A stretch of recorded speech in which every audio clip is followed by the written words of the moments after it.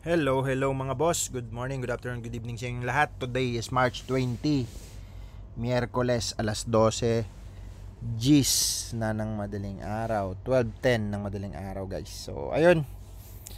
Medyo busy na naman ang yung lolo at saka nakakatamad nga naman, sabi nila, mag-view dahil mabagsak masyado. Pero sa mga whales, guys, tandaan nyo sa whales ha, baliktad po ang utak ng mga whales. Pagpa-sell, time to buy. Pag umaangat sila, maangat yung presyo, nagbebenta yung mga yan. Okay, so pag ganyan, opportunity yan. Kaya umangat konti si Bitcoin. So yun. By the way, ganun pa rin natin gawin. Claim lang natin yan, guys. Okay, so alright, claim lang natin yan. Mga 27 ang i-stake natin. At ayun na, tapos na.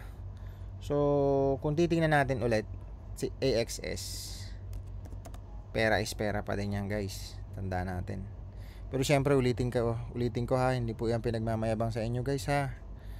So kanina may 54 tayo.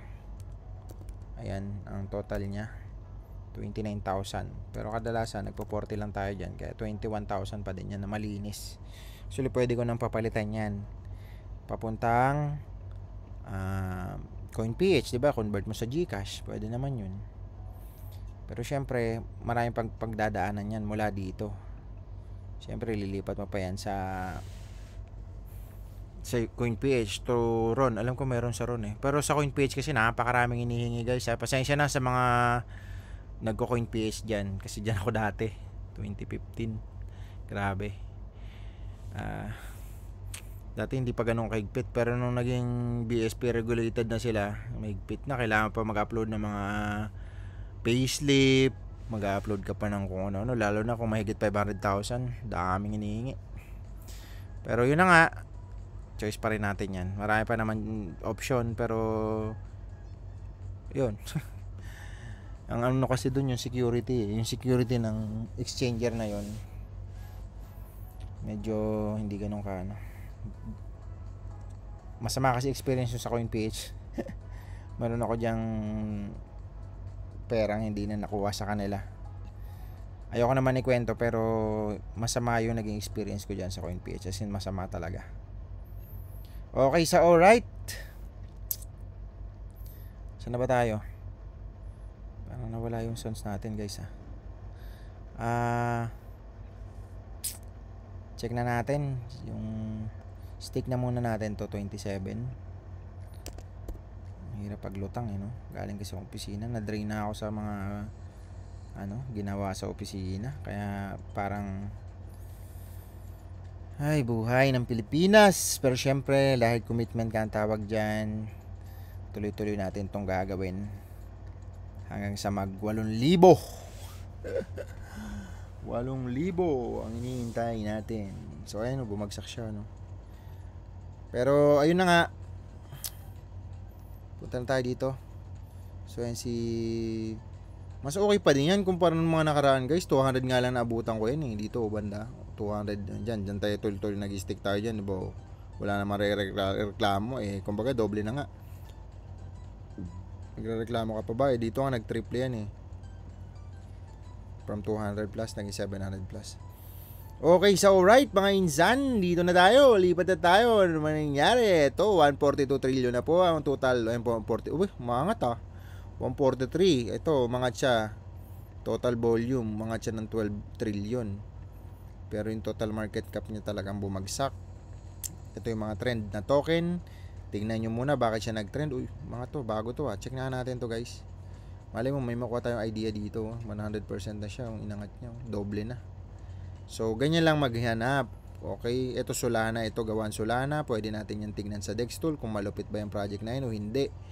So, check natin sa Dextool mga insan. At least, ang problema kasi pag Solana blockchain, ang watchdog natin dito, isa lang.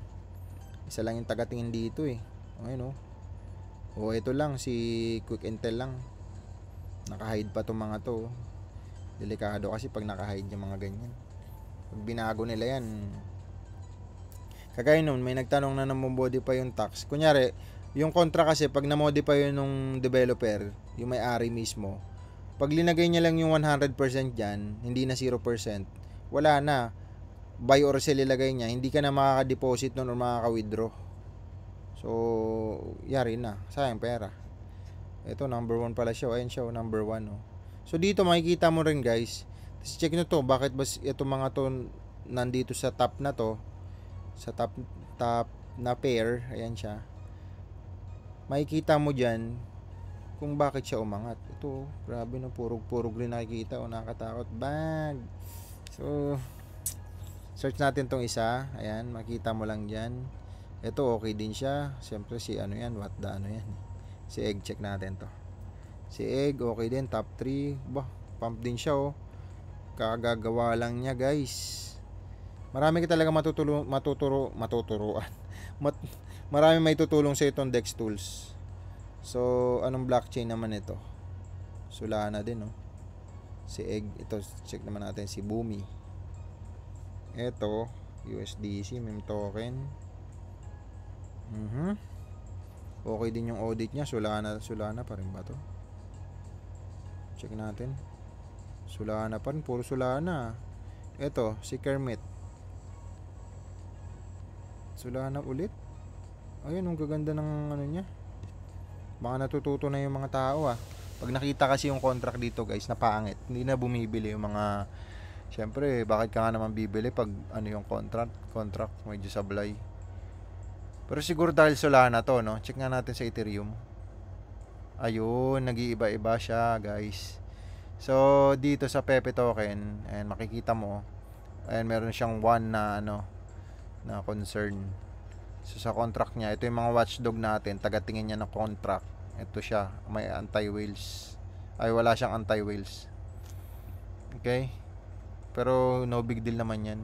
No big deal yan. Pandora, Grok, ito si Grok, ano rin yan. In-announce lang ni Elon Musk na mag-ano siya ng Grok AI. May gumawa, I don't know kung totoo to. Kung kanya talaga to. Ayan, okay naman siya. Mura pa nitong Grok no? Pero nag-top na yan eh. Check natin, ayan oh. Swerte ng mga nakabili dito guys. Ayan. D1.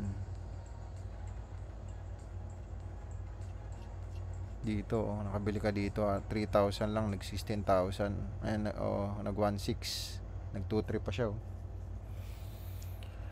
Okay, so alright.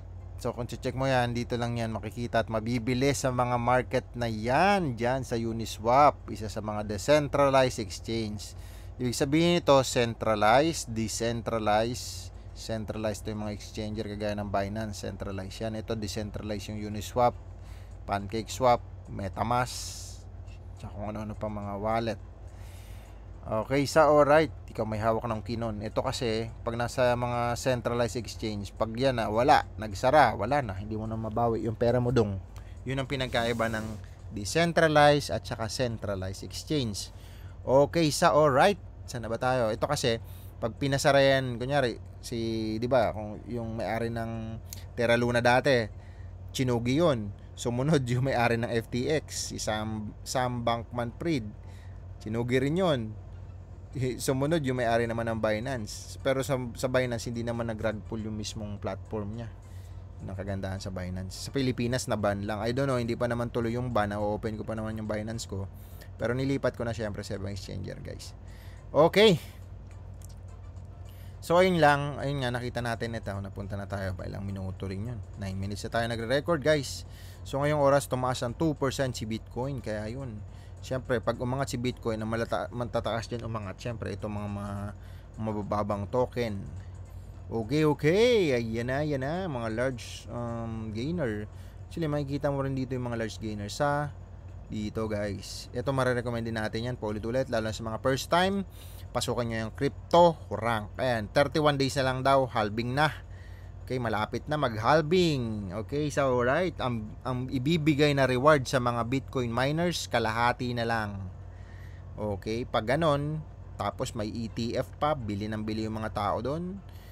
At maliit na yung nabibigay na reward, magkakaubusan ng Bitcoin. Pag nagkaubusan ng supply, ano mangyayari? Tataas ang presyo. Pag tumaas ang presyo ni Bitcoin, damay ang altcoin. Pag umangat lahat, kasama si Ethereum, angat lahat ng altcoin at syempre Yung mga magtitipi dyan, magtipi na ha. Pero ang after Bitcoin halving, hindi yung ganong kadali guys ha.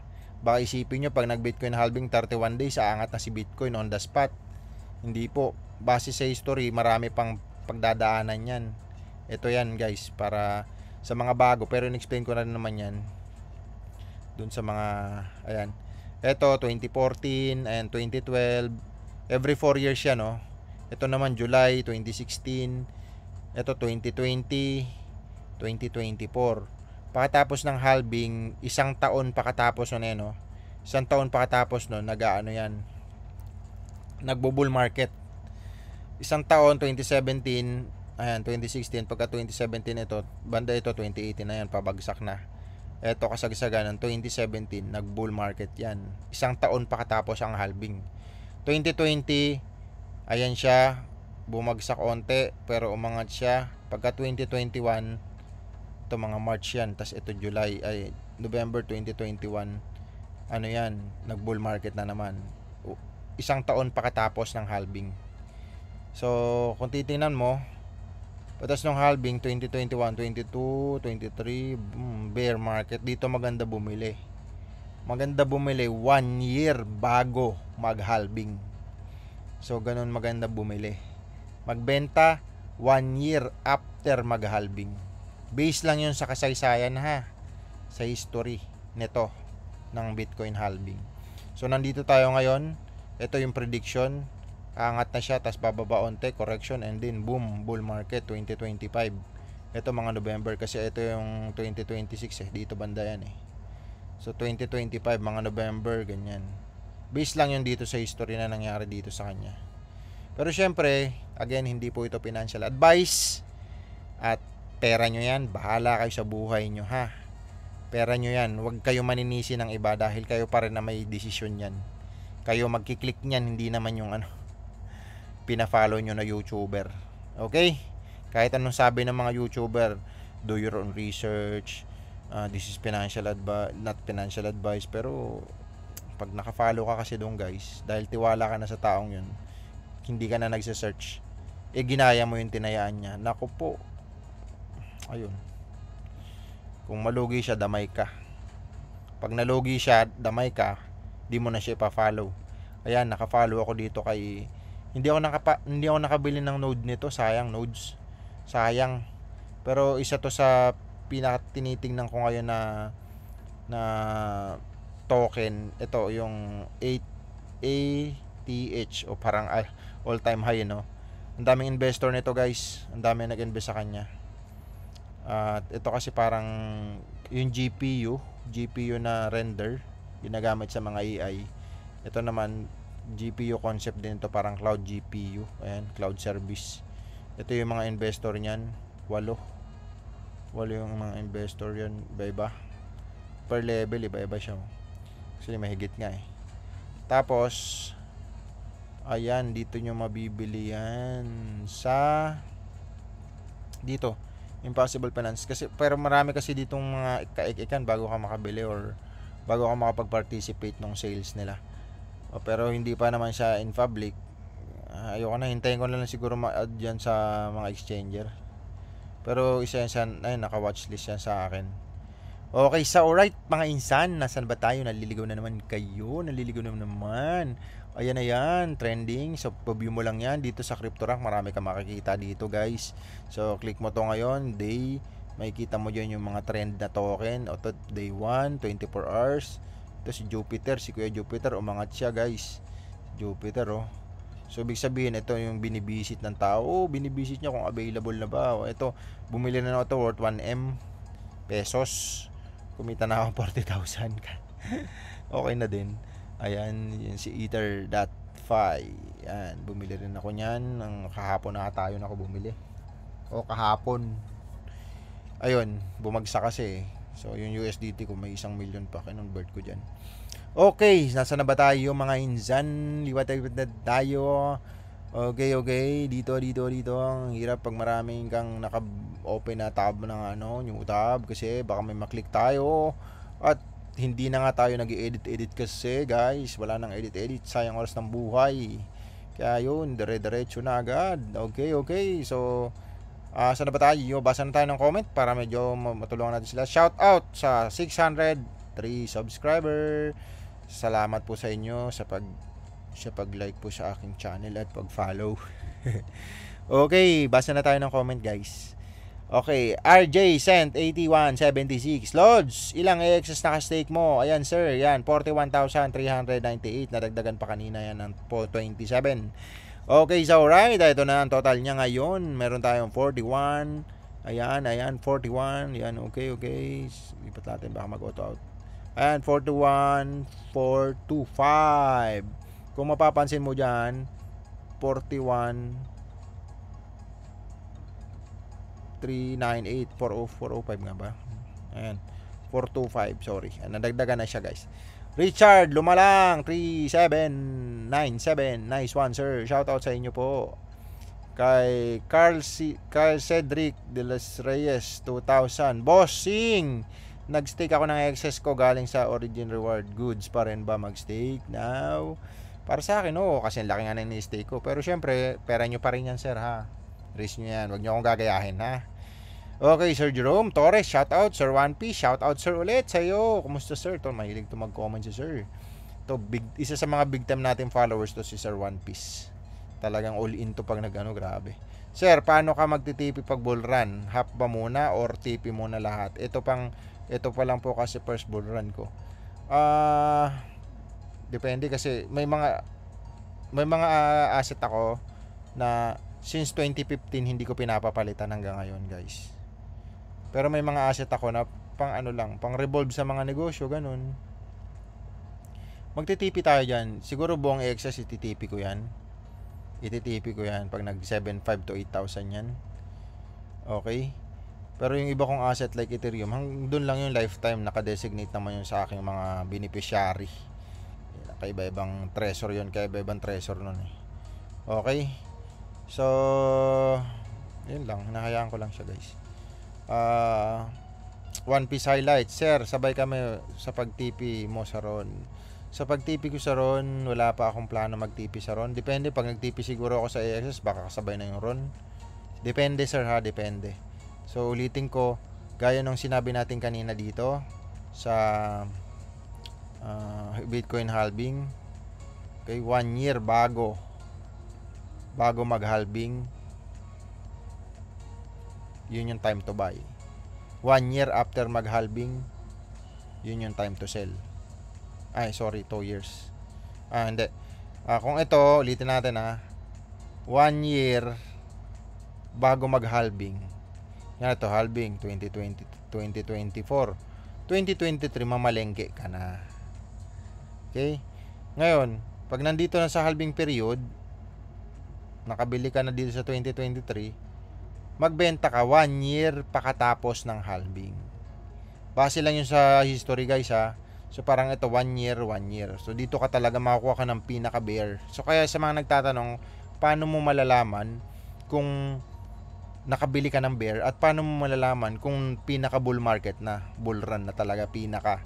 So base lang yan sa history na nakikita natin sa chart. 1 year, ito 2023, bago mag Bitcoin halving, namamalengke ka na dapat dyan.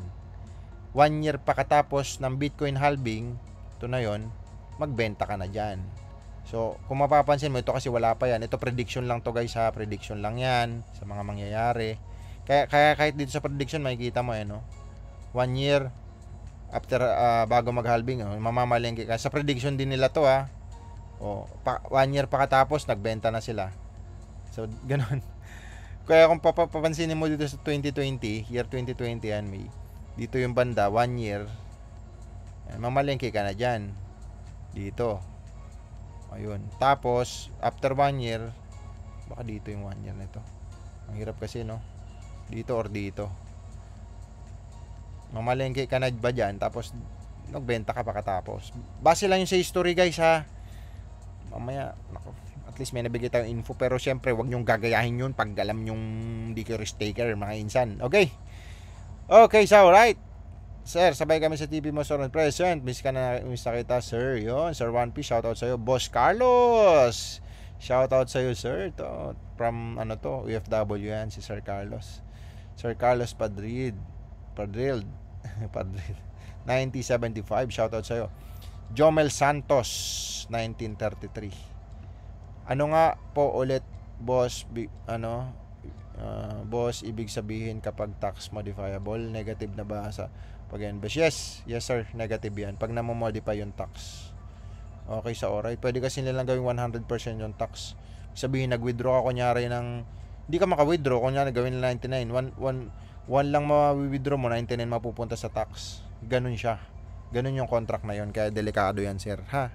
Huwag kang, pag modifiable yung tax doon sa contract, yung mga nakikita nyo dito, kung namomodify ito, huwag kang bibili niyan ng token na ganun. Kasi syempre, pag sinet up yan ng developer o nung gumawa ng contract, wala na, sayang pera mo. So ang mga nabibiktima kasi nun, mga newbie. Ayun, nag-comment si sir. Opo, sabi ni sir, wag dyan. Pag namomodify yung tax, di ka na makaka-withdraw dyan, idol. Yes, tama po yan. So ulitin natin, kung kunyari ako yung may-ari ng contract, inedit ko yun sa remix, inedit ko yung contract, linagay ko doon, minodify ko na 100% yung magiging tax. Ikaw ngayon na gumagamit ng token na yun, ikaw maraming hold. Pag pinapalitan mo rin yun, hindi mapupunta lahat sa yun. Or hindi mo na nga mapapalitan nun. Kasi namomodify eh. Pwede kong gawing 100 eh. Kaya dapat hindi namomodify. Okay? Sir Ron Music Play 6373. Shout out sir. Spark Life. Shout out sir. Present. Mr. D3519. Ang susunod na Binance is Ron. Boom. Let's go. Shout out sa'yo sir. Mr. Incognito. Sir, pag magkakahalbing din po kaya yung AXS rewards? Actually, yung ulitin natin, dalawa kasi yan sir, dalawang mukha yan, iguhit natin. Pasensya na kayo, hindi na kasi ako nag-ano ng mga kung anong sulat kasi itong gamit ko na maraming naka-open, ayoko kasi magpipindot kasi screen record lang, wala nang editing. So si AXS kasi proof of stake siya. Si Bitcoin naman may halving yan, every 4 years umuunti yung binibigay. Ang tawag sa kanya proof of work. Yun yung ginagamitan ng mga mining machine.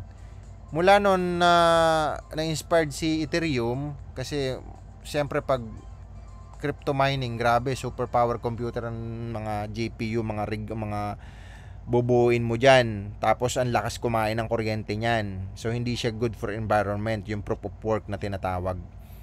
Or minimina.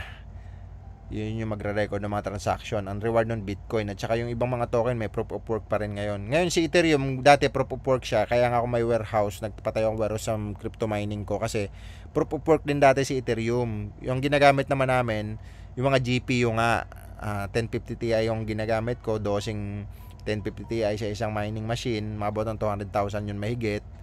Isang machine, ilan yung ganun ko guys.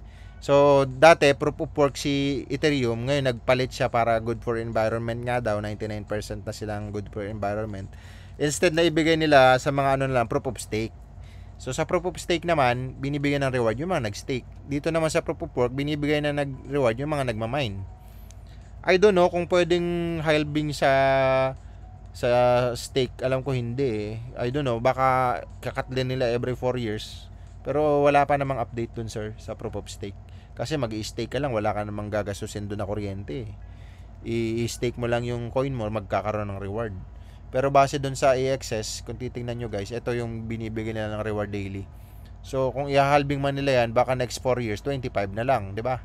O next 4 years, magkano na lang. So hindi ko alam kung may ganong update din sila ha. Pag hindi ko pa kasi inform, hindi ko naman sinesearch. Search nyo na lang, baka meron. Tapos kung hanggang kailan ito. Okay? Okay, so alright. Just nakapagbigay tayo ng idea. John Philip Verbo 9208. Sir Lods, present Lods, good day. Kagagaling lang work, pagod much. Tamang nood muna sa video mo Lods. Salamat Sir John Philip.